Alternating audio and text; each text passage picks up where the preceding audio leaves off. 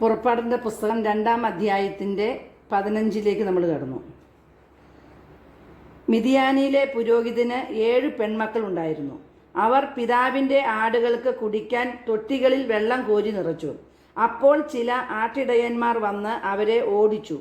എന്നാൽ മോശ ആ പെൺകുട്ടികളുടെ സഹായത്തിനെത്തുകയും അവരുടെ ആടുകൾക്ക് വെള്ളം കൊടുക്കുകയും ചെയ്തു.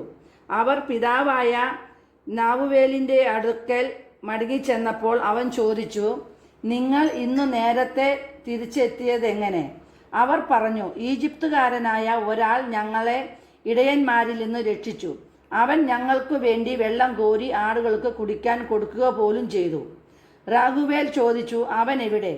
നിങ്ങൾ എന്തുകൊണ്ട് ആ മനുഷ്യനെ വിട്ടുപോന്നു? അവനെ ഭക്ഷണത്തിന് ക്ഷണിക്കുവിൻ. അങ്ങനെ മോശ അവരോടൊപ്പം താമസിക്കാൻ തീരുമാനിച്ചു. അവൻ തൻ്റെ മകൾ സിപ്പോറയെ മോശയ്ക്ക് ഭാര്യയായി കൊടുത്തു. അവൾ ഒരു പുത്രനെ പ്രസവിച്ചു. ഞാൻ പ്രവാസിയായി കഴിയുന്നു എന്നും പറഞ്ഞ് മോശ അവന് ഗർഷോം എന്നു പേരിട്ടു. കുറെ കാലം കഴിഞ്ഞ് ഈജിപ്തിലെ രാജാവ് മരിച്ചു. അടിമകളായി കഴിഞ്ഞിരുന്ന ഇസ്രായേൽ മക്കൾക്ക് നെടുവീർപ്പിട്ടു നിലവിളിച്ചു. അവരുടെ നിലവിളി ദൈവസന്നിധിയിലെത്തി. ദൈവം മോശയുടെ ദീനരോധം ശ്രവിക്കുകയും അബ്രാഹത്തോടും ഇസ്ഹാക്കിനോടും യാക്കോബിനോടും ചെയ്ത ഉടമ്പടി ഓർമ്മിക്കുകയും ചെയ്തു. അവിടുന്ന് അവരെ കടാക്ഷിച്ചു. അവരുടെ ദയനീയ അവസ്ഥ ഗ്രഹിച്ചു. Praise the lord, hallelujah.